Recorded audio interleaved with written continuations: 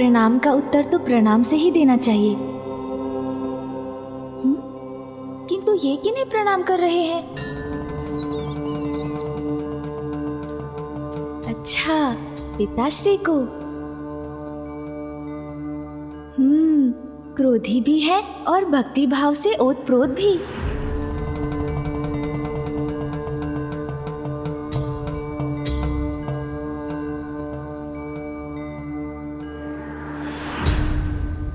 किंतु इनकी मनसा क्या है?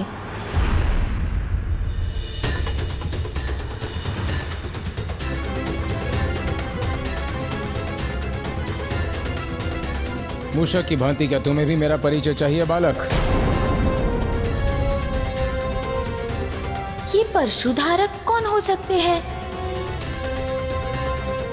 ऋषि जमदग्नि और उनकी पत्नी देवी रेणुका के 5वें और असाधारण पुत्र है परशुराम। नहीं प्रभु, आपकी महानता की कथा तो स्वयं मैंने अपने माँ के मुख से सुनी है।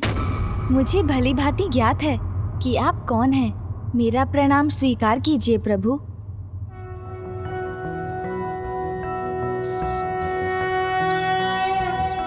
शत शत नमन श्री परशुरामा, अभिनंदन श्री परशुरामा। पाप के काल आवेग अधीशा, विष्णु के अवतार पुरुषा। शिव के भक्त श्री परशुधारी, गणपति नमन करे आभारी। मात पिता के सेवक परमा, धर्म परायण नाशी अधर्मा। शत शत नमन श्री परशुरामा, अभिनंदन श्री परशुरामा।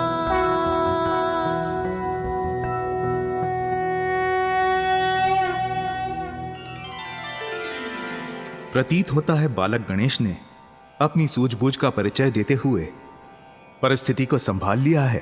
गणेश है अत्यंत बुद्धिमान।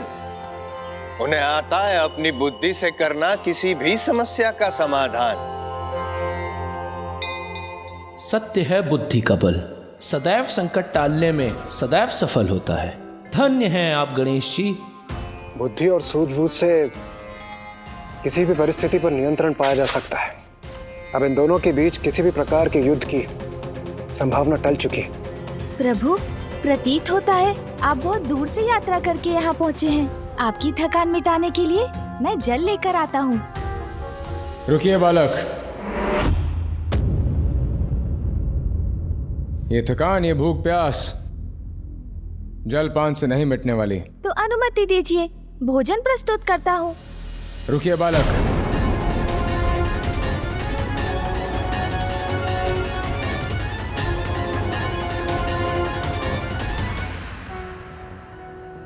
नागेन्द्रहाराय त्रिलोचनाय भस्मांगरागाय महेश्वराय नित्याय शुद्धाय दिगंबराय तस्मै नकाराय नमः शिवाय।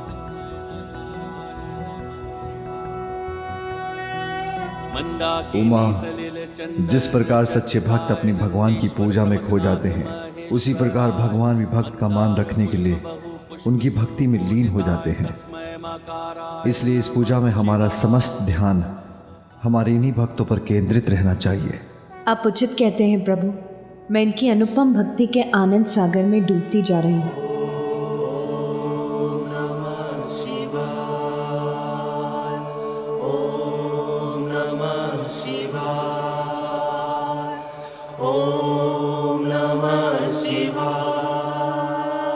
अंतरात्मा की भूख, अंतरात्मा की थकान जल और भोजन से नहीं मिटती बालक।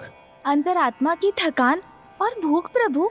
हाँ बालक, इसे मिटाने का एकमात्र उपाय है महादेव के दर्शन। रुक जाइए प्रभु।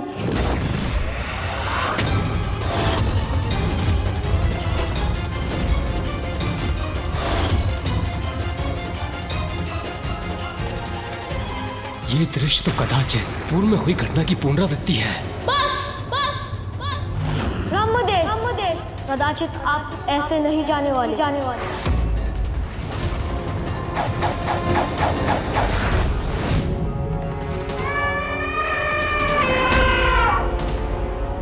मुझे रोकने का दुस्साहस किया है तुमने बालक। दुस्साहस नहीं प्रभु, आपसे रुकने का निवेदन मात्र किया है मैंने। अभी मैं आपको भीतर नहीं जाने दे सकता। भीतर जाने के लिए आपको प्रतीक्षा करनी होगी। क्यों मुझे अपने प्रभु के दर्शन के लिए प्रतीक्षा करनी होगी? क्यों? क्योंकि प्रभु महादेव और माता पार्वती एक विशेष पूजा में व्यस्त हैं। प्रभु, हम कैलाश में उमा महादेव की पूजा करने के इच्छुक हैं। आपको इस पूजा की अनुमति है। पुत्र गणेश, बालखिल ऋषि की पूजा शांतिपूर्वक संपन्न हो। कैलाश में होने वाले आवागमन से इनकी पूजा में कोई विघ्न न आए। इसका संपूर्ण दायित्व तुम्हें ही संभालना होगा। इस समय वहाँ किसी का प्रवेश उनकी आज्ञा का उल्लंघन होगा। महादेव विशेष पूजा कर रहे हैं। हाँ प्रभु।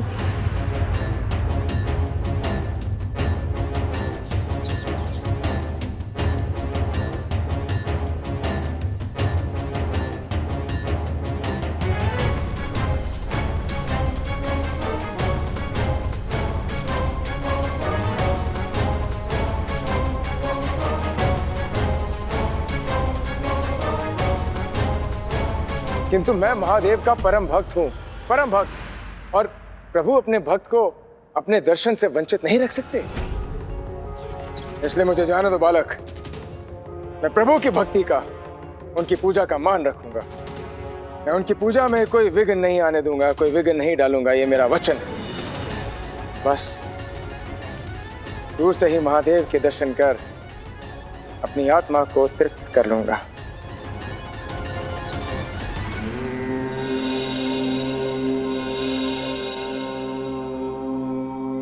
क्षमा करें।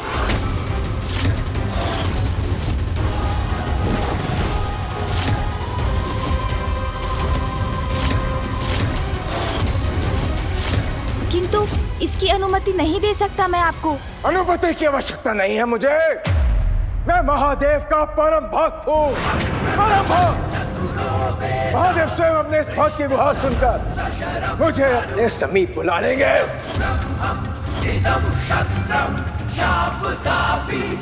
महादेव, महादेव, महादेव, महादेव,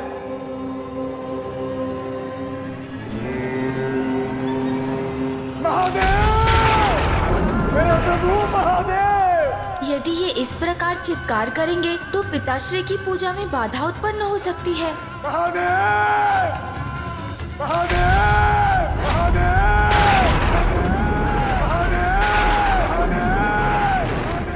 नागेन्द्रहाराय त्रिलोचनाय भस्मांगरागाय महेश्वराय नित्याय शुद्धाय दिगंबराय तस्मै नकाराय नमः शिवाय। मंदाकिनी सलिल चंदन चर्चिताय नंदीश्वर प्रमथनाथ महेश्वराय मंदार पुष्प बहु पुष्प सुपूजिताय तस्मै नकाराय नमः शिवाय। प्रतीत होता है प्रभु ने मेरी पुकार सुन ली। अब स्वयं मुझे दर्शन देने आ रहे हैं।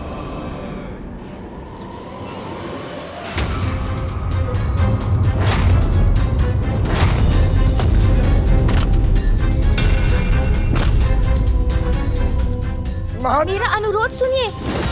ऐसा कुछ मत कीजिए प्रभु जिससे उनका ध्यान पूजा से हट जाए और उसमें कोई विघ्न आ जाए। मैं आपको दर्शन से रोकने का दुस्साहस नहीं कर रहा हूँ, मात्र विनती कर रहा हूँ कि आप तनिक प्रतीक्षा कर लीजिए। तुम जो भी हो, मेरे और मेरे प्रभु के मध्य आने का प्रयास मत करो। अवश्य तुमने मेरी कथा सुनी होगी, किंतु तुम मुझसे पूर्ण रूप से अवगत नहीं हो, पूरी तरह परिचित नहीं हो। तो मुझसे अनेकों बार इस संसार से दुराचारी राजाओं को विहीन करने के पश्चात जिस क्रोध को मैंने बड़े यत्न से शांत किया है, उस क्रोध को पुनः जागृत करने का प्रयास मत करो बालक। आपका क्रोध पुनः जागृत हो, ऐसा तो कुछ भी करने की इच्छा नहीं है मेरी।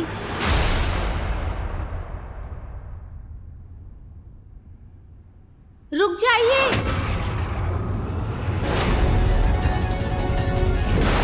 मुझे ज्ञात है आप पिताश्री के दर्शन के अभिलाषी हैं।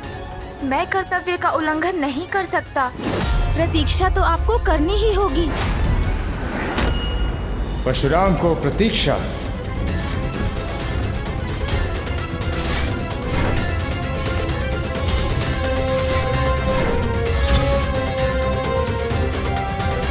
अपने प्रभु के दर्शन करने को प्रतीक्षा नहीं कर सकता मैं।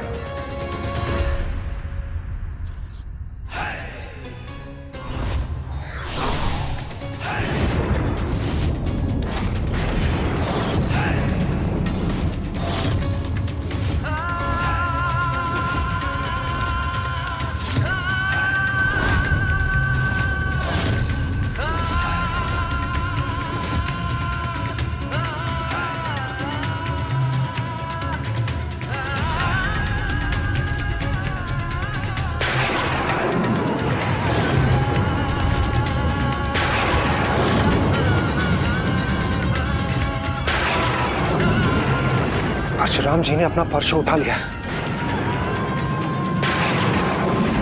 कदाचित वो अपने परशु से श्री गणेश जी पर वार न करते।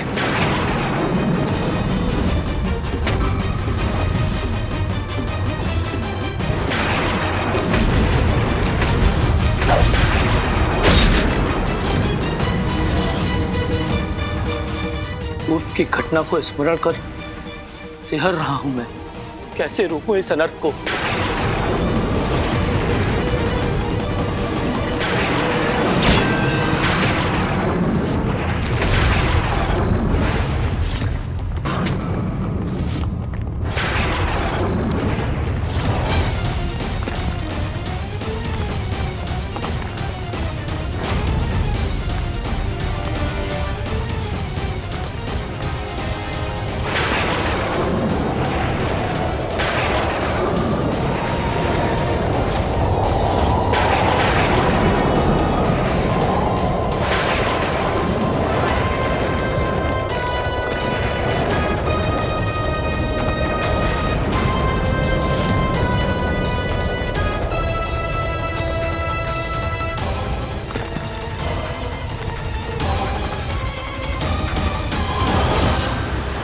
मेरा ये वार तो मात्र एक चेतावनी था। यदि पुनः मेरा परशु उठा तो उसका लक्ष्य होगे तुम। सुरक्षित रहना चाहते हो तो हट जाओ मेरे मार्ग से।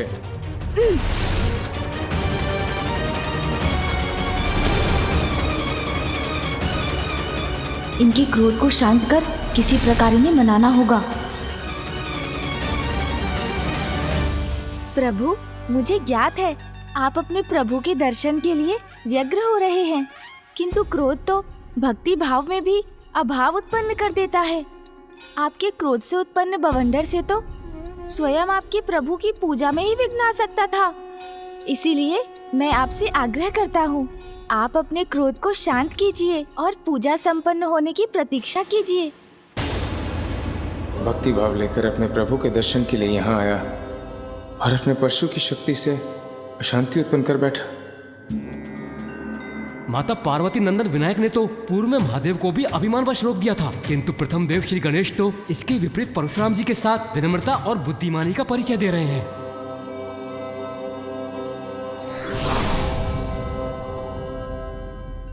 एक बार पुनः गणेश अपनी बुद्धि के बल से परशुराम को शांत करने में सफल हो गए।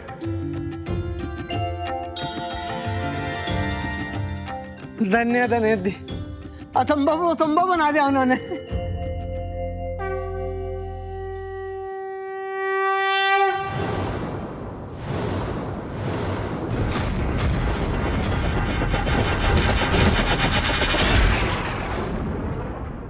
इसके रोम रोम में प्रभु की भक्ति का वास है। तुम उस परम भक्त को विश्वास दिलाने का प्रयास कर रहे हो कि मेरा कारण प्रभु की भक्ति में विघ्न है, उनकी महिमा को ठेस पहुंचेगी मेरे कारण। बालक, तुम स्वयं को मुझसे बड़ा महादेव भक्त सिद्ध करने के लिए, प्रमाणित करने के लिए डटे हुए हो। भक्त की भक्ति प्रमाण नहीं ढूंढती प्रभु, वो तो भक्त के प्रत्येक कर्म, प्रत्येक विचार में दिखाई देती है। मैं कुछ भी प्रमाणित करने का प्रयास नहीं कर रहा हूँ, बस विनती कर रहा हूँ आपसे कि आप प्रभु दर्शन के लिए कुछ समय और प्रतीक्षा कर लीजिए। प्रतीक्षा प्रतीक्षा प्रतीक्षा, यही राग लाप रहे हो तुम। जिस प्रकार नदी सागर से मिलने की प्रतीक्षा नहीं करती, उसी प्रकार भक्त अपने भगवान से मिलने की प्रतीक्षा नहीं करता। मैं अपने प्रभु से मिलने के लिए व्याकुल हूं, अनेकों सागर पार करके अपने प्रभु से मिलने के लिए। मैंने वचन दिया है कि मैं अपने प्रभु की पूजा में, उनकी भक्ति में कोई अड़चन नहीं आने दूंगा, कोई बाधा नहीं आने दूंगा, कोई विघ्न नहीं आने दूंगा। बस दूर से अपने प्रभु के दर्शन करके चला जाऊंगा। उसके पश्चात भी उनके परम भक्त को उनके दर्शन के लिए वंचित किया जा रहा है। क्यों बालक, क्यों? ये कैसी दुविधा है? एक ओर तो गणेश अपने पिता की आज्ञा का पालन कर रहे हैं, वहीं दूसरी ओर प्रभु दर्शन की इच्छा में डूबे परशुराम का आवेश बढ़ता ही जा रहा है। प्रभु, आपकी भक्ति समझता हूँ मैं, किंतु उसके लिए अपने कर्तव्य से विमुख तो नहीं हो सकता ना। भक्त की भक्ति को सफल बनाने से बड़ा कर्तव्य और क्या होगा बालक? यदि तुम मेरी भक्ति को समझते तो मुझे अंदर जाने से, आगे बढ़ने से रोकते नहीं, तो अब मैं एक क्षण भी प्रतीक्षा नहीं करूंगा।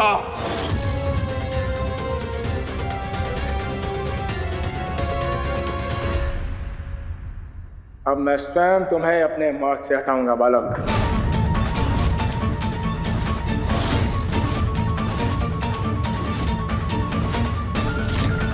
क्योंकि उसके अतिरिक्त तुमने मेरे पास कोई विकल्प ही नहीं छोड़ा।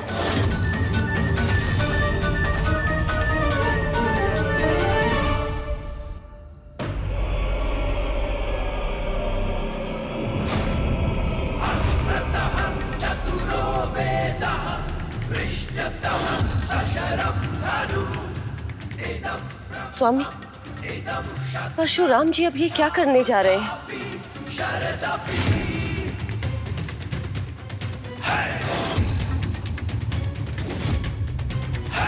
स्वामी, यदि गणेश जी को कुछ भी हुआ तो देवी पार्वती क्रोध में आकर क्या कर बैठेंगी? उसकी कल्पना मात्र से ही मैं भयभीत हो रही हूँ।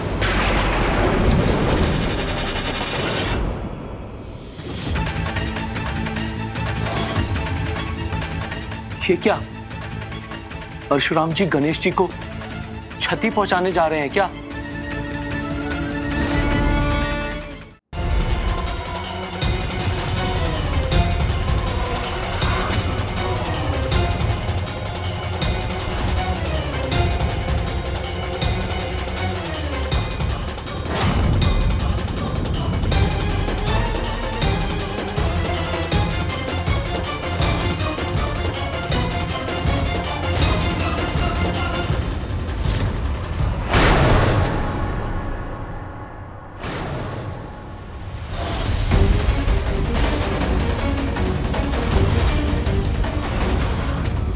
यह कैसे संभव है?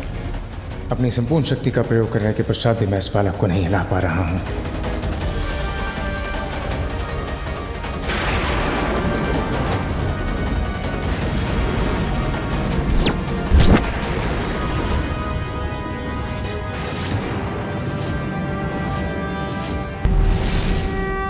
भगवान की भक्ति भी मर्यादा का पालन करने पर ही सफल होती है।